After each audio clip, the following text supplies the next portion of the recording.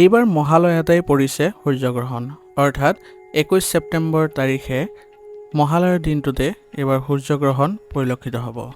প্ৰাচীন বিশ্বাস আৰু জ্যোতিষীয় গণনা মতে এনে যুগ 100 বছৰত এবাৰহে হয়। গতিকে এই গ্ৰহণটোক আমি বিশেষ গ্ৰহণ হিচাপে ধৰিব লাগিব। এই বিশেষ গ্ৰহণত কিছুমান ৰাশিৰ জীৱনত ভাগ্য উদয়, ধনৰ যোগ, কৰ্মত সফলতা আৰু গৃহস্থলীত সুখ সমৃদ্ধি আহিব। আপুনি কোন কোন ৰাশিত পৰিছে বা কোন কোন ভাগ্যশালী ৰাশি হ'ব গৈ আছে, এই ভিডিঅ'টোৰ জৰিয়তে আপোনালোকে জানিবলৈ সক্ষম হ'ব। সূৰ্যগ্ৰহণ আৰু মহালয়াৰ গুৰুত্বৰ বিষয়ে প্ৰথমতে জানি লওঁ। মহালয়া হৈছে দেৱী পক্ষ আৰম্ভ হোৱাৰ দিন। সূৰ্যগ্ৰহণত সূৰ্যৰ শক্তি চন্দ্ৰই ঢাকি ৰাখে, যাৰ ফলত গ্ৰহ নক্ষত্ৰত বিশেষ কম্পন হয়। এনে সময়ত যাৰ জন্মৰাশি সূৰ্যৰ লগত শুভ দিশত থাকে, তেওঁলোকৰ জীৱনত নতুন যুগৰ সৃষ্টি হয়। গতিকে এতিয়া আমি জানিম গ্ৰহণত কিহৰ প্ৰভাৱ থাকিব বা গ্ৰহ নক্ষত্ৰৰ প্ৰভাৱ কেনেধৰণে আপোনাৰ ৰাশিত থাকিব তাৰ বিষয়ে জানি লওঁ আহক। সূৰ্য মীন আৰু কন্যা নক্ষত্ৰৰ লগত বিশেষ সংযোগত থাকিব। বুধ আৰু বৃহস্পতিয়ে শুভ দিশ গঠন কৰিব আৰু শনিয়ে কিছু ৰাশিৰ বাবে পৰীক্ষা আনিব।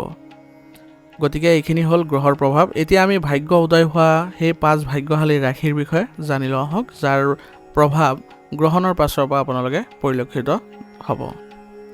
প্ৰথম ভাগ্যশালী ৰাশিটো হৈছে মেষ ৰাশি।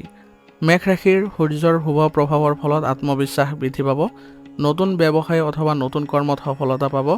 গতিকে মেষ ৰাশিৰ জাতকসকলৰ এই গ্ৰহণৰ পিছৰ পৰা কিছুমান ভাগ্য মুকলি হোৱা পৰিলক্ষিত হ'ব। গতিকে আপোনালোকে গ্ৰহণৰ শুভ ফলবোৰ লাভ কৰি থাকিবলৈ হ'লে আপোনালোকে নিজৰ কিছুমান উপায়ো কৰিব পাৰে। সেই উপায়বোৰ হৈছে, কোনো শনিবাৰে আপুনি ক'লা তিল দান কৰক আৰু দীপ জ্বলাওক শনি মন্দিৰত। এনে কৰিলে আপোনালোকৰ গ্ৰহণৰ যি ভাল পৰিৱেশৰ সৃষ্টি হৈছে বা যি ভাল সুযোগৰ সৃষ্টি হৈছে, সেইবোৰ আপোনালোকে ৰাখিব পাৰিব বা এইবোৰৰ ভাল প্ৰভাৱবোৰ আপোনালোকে পাই থাকিব। গতিকে এই গ্ৰহণৰ পৰা আপোনালোকৰ যি শুভ সুযোগৰ সৃষ্টি হৈছে, এই সুযোগবোৰ ভালদৰে আপোনালোকে ল'বলৈ যত্ন কৰিব। দ্বিতীয় ভাগ্যশালী ৰাশিটো হৈছে ধনু ৰাশি। ধনু ৰাশি জাতকসকলৰ বৃহস্পতিৰ আশীৰ্বাদত শিক্ষা আৰু কৰ্মক্ষেত্ৰত উন্নতি দেখা গৈছে। বিদেশ যাত্ৰা অথবা নতুন কাম আৰম্ভ কৰাৰ সম্ভাৱনা আছে। যদি আপোনালোকে নতুন কাম আৰম্ভ কৰিবলৈ যত্ন কৰিছে, তেতিয়াহ'লে তৎক্ষণাৎ কৰিলে আপোনালোকে শুভ ফল পাব আৰু ইয়াৰ পৰা আপোনালোকে উন্নতি কৰিবলৈ সক্ষম হ'ব। নতুন নতুন ক্ষেত্ৰত আপোনালোকে আগবঢ়া থাকিলে বা পৰিকল্পনা থাকিলে আপোনালোকে আগবাঢ়িব পাৰে, সেইখিনিতো আপোনালোকে ভাল ফল পাব। যদি আপোনালোকে শিক্ষাৰ লগত জড়িত কিবা ধৰণৰ আপোনালোকৰ পৰিকল্পনা থাকে, সেইবোৰতো আপোনালোকৰ শুভ ফল পোৱা দেখা গৈছে। আৰু বিদেশ ভ্ৰমণ আদিত আপোনালোকে যদি যাবলৈ বিচাৰিছে, তেনেহ'লে সেইবোৰৰ পৰা আপোনালোকে ভাল প্ৰভাৱ দেখা পাব। গতিকে এই গ্ৰহণৰ ফলত আপোনালোকৰ যি ভাল প্ৰভাৱ বা ভাল সুযোগৰ সৃষ্টি হৈছে, সেইবোৰ আপোনালোকে অক্ষুণ্ণ ৰাখিব হ'লে আপোনালোকে কিছুমান উপায় কৰিব পাৰে।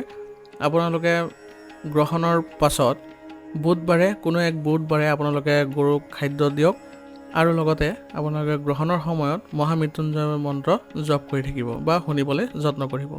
ইয়াৰ ফলত আপোনালোকৰ গ্ৰহণৰ যি হোৱা প্ৰভাৱ, সেইবোৰ আপোনালোকৰ ওপৰত থাকিব। তৃতীয় ভাগ্যশালী ৰাশিটো হৈছে মীন ৰাশি। মীন ৰাশিৰ জাতকৰ ধনৰ লাভ হ'ব, প্ৰেমত সাফল্য আছে, পৰিয়ালত সুখ শান্তি বৃদ্ধি পাব আৰু লগতে আপোনালোকে যি কামত আগবাঢ়িব সেইবোৰতে সফলতা দেখিব। পূৰ্বতে যি কামত আপোনালোকৰ বাধাৰ সৃষ্টি হৈছিলে, সেইবোৰ বাধা আঁতৰি যাব আৰু আপোনালোকে নতুন নতুন কামবোৰ কৰি আপোনালোকে সুখী অনুভৱ কৰিব। মানসিক শান্তি আহিব, যিবোৰ অস্থিৰতা আছিলে সেইবোৰ নাইকিয়া হ'বলৈ ধৰিব আৰু লগতে আপোনালোকৰ সঞ্চয়ৰ হাৰো বৃদ্ধি পাব। গতিকে মীন ৰাশি জাতকসকলৰ বাবে এই গ্ৰহণৰ ফলত কিছুমান প্ৰভাৱৰ সৃষ্টি হৈছে বা ভাল প্ৰভাৱৰ সুযোগৰ সৃষ্টি হৈছে। সেই প্ৰভাৱবোৰ আপোনালোকে অক্ষুণ্ণ ৰাখিবলৈ হ'লে আপোনালোকে গ্ৰহণৰ পিছত সম্পূৰ্ণ ঘৰত গংগাজল ছটিয়াব আৰু লগতে কোনো এক সোমবাৰে শিৱক গাখীৰেৰে অভিষেক কৰিব। এনে কৰিলে আপোনালোকৰ গ্ৰহণৰ ফলত যি সুযোগৰ সৃষ্টি হৈছে বা গ্ৰহৰ যি আপোনালোকৰ স্থান পৰিৱৰ্তন হৈছে, তাৰ ভাল ফলবোৰ পাই থাকিব। চতুৰ্থ ভাগ্যশালী ৰাশিটো হৈছে কুম্ভ ৰাশি। কুম্ভ ৰাশি জাতকসকলৰ বাবে শনিয়ে আপোনালোকৰ শুভ দিশৰ সৃষ্টি কৰিছে, যাৰ ফলত আগৰ বাধাবোৰ আঁতৰিব আৰু ধন সঞ্চয় আৰু ঘৰত শান্তি বজাই ৰাখিব পাৰিব আৰু লগতে আপোনালোকৰ ব্যৱসায় বাণিজ্যৰ ক্ষেত্ৰতো অগ্ৰগতি দেখা পাব। গতিকে আপোনালোকৰ এই গ্ৰহণৰ ফলত সৃষ্টি হোৱা যিবোৰ শুভ ফল, সেইবোৰ আপোনালোকে গ্ৰহণৰ পিছতে লাভ কৰিব। গতিকে আপোনালোকৰ মানসিক অশান্তিও নাইকিয়া হ'ব। ঘৰৰ যিবোৰ অশান্তি আছিলে পূৰ্বতে, সেইবোৰ নাইকিয়া হোৱা পৰিলক্ষিত হৈছে, যাৰ ফলত আপোনালোকে মানসিকভাৱে সুখী অনুভৱ কৰিব আৰু আপোনালোকৰ গ্ৰহণৰ ফলত যিবোৰ শুভ কামৰ সৃষ্টি হৈছে, সেইবোৰ আপোনালোকে অতি সোনকালে লাভ কৰিব। গতিকে গ্ৰহণৰ ফলত আপোনালোকৰ যি শুভ ফলৰ সৃষ্টি হৈছে বা শুভ লক্ষণৰ সৃষ্টি হৈছে গ্ৰহৰ পৰিৱৰ্তনৰ ফলত সেইবোৰ আপোনালোকে অক্ষুণ্ণ ৰাখিব হ'লে আপোনালোকে শনিবাৰে তিল দান কৰিব শনি মন্দিৰত আৰু আপোনালোকে তিলৰ দীপ জ্বলাবলৈ যত্ন কৰিব। ইয়াৰ ফলত আপোনালোকৰ যি প্ৰভাৱবোৰ সেইবোৰ আপোনালোকে ভালদৰে ৰাখিবলৈ সক্ষম হ'ব। এতিয়া পঞ্চম আৰু অন্তিমটো ভাগ্যশালী ৰাশি হৈছে সিংহ ৰাশি। সিংহ ৰাশি জাতকসকলৰ অধিপতি গ্ৰহ হৈছে সূৰ্য। সেইবাবে গ্ৰহণৰ পিছত ভাগ্য উদয় হ'ব সেইটো নিশ্চিত, কাৰণ এইবাৰ সিংহ ৰাশিৰ বাবে সকলোতকৈ ভাল সময়। গতিকে নতুন কৰ্মৰ সুযোগ পাব, গৌৰৱ আৰু ধনৰো সুযোগ আছে। গতিকে যি দিশত যাব সেই দিশতে আপোনালোকে উন্নতি কৰিব পাৰিব। যিসকলে পূৰ্বতে কিবা এটা কামৰ পৰিকল্পনা কৰি আছিলে সেই কামবোৰ যদি এই সময়খিনিত আপোনালোকে ৰূপায়ণ কৰে গ্ৰহণৰ পিছত অতি সোনকালে আপোনালোকে ভাল ফল পাব। যদি নতুন ব্যৱসায় বাণিজ্য আৰম্ভ কৰাৰ চিন্তা চৰ্চা কৰি আছে তেনেহ'লে তৎক্ষণাত কৰক, কাৰণ বৰ্তমান সময়ত আপোনালোকৰ স্থিতি ভাল হৈছে। গতিকে এই সময়খিনিতে আপোনালোকে সৰ্বোচ্চ লাভ কৰিবলৈ সক্ষম হ'ব। গতিকে বৰ্তমান সময়ত আপোনালোকে আপোনাৰ যি জয়ৰ ধাৰা সেইবোৰ অক্ষুণ্ণ ৰাখিব পাৰিব। গতিকে গ্ৰহণৰ ফলত যি আপোনালোকৰ শুভ ফল লাভ কৰিব সেইবোৰ আপোনালোকে ভালদৰে অক্ষুণ্ণ ৰাখিবলৈ হ'লে আপোনালোকে উপায় কৰিব পাৰে। সূৰ্যোদয়ৰ পিছত সূৰ্য নমস্কাৰ কৰিব আৰু ৰঙা কাপোৰ পিন্ধিব। এনে কৰিলে আপোনালোকে ৰাতিপুৱা তেতিয়া দেখিব যে আপোনাৰ গ্ৰহণৰ ফলত যি ভাল ফল লাভ কৰিছে বা যি সুযোগৰ সৃষ্টি হৈছে সেইবোৰ আপোনালোকে লাভ কৰি গৈ থাকিব। গতিকে গ্ৰহণৰ এই 5 ৰাশিৰ বাবে বিশেষ কিছুমান ভাল ফল আছিলে। গতিকে গ্ৰহণৰ ফলত সৃষ্টি হোৱা যিবোৰ শুভ ফল এই 5 ৰাশিৰ বাবে ভাল হ'ব। এতিয়া যিসকল ৰাশিয়ে সাৱধানতা অৱলম্বন কৰিব লাগিব সেইসকল হৈছে বৃষ ৰাশি, কৰ্কট ৰাশি আৰু তুলা ৰাশি। স্বাস্থ্যত অলপ সমস্যা থাকিব, তেওঁলোকৰ মানসিক উদ্বেগ থাকিব, ব্যয় বৃদ্ধি হ'ব।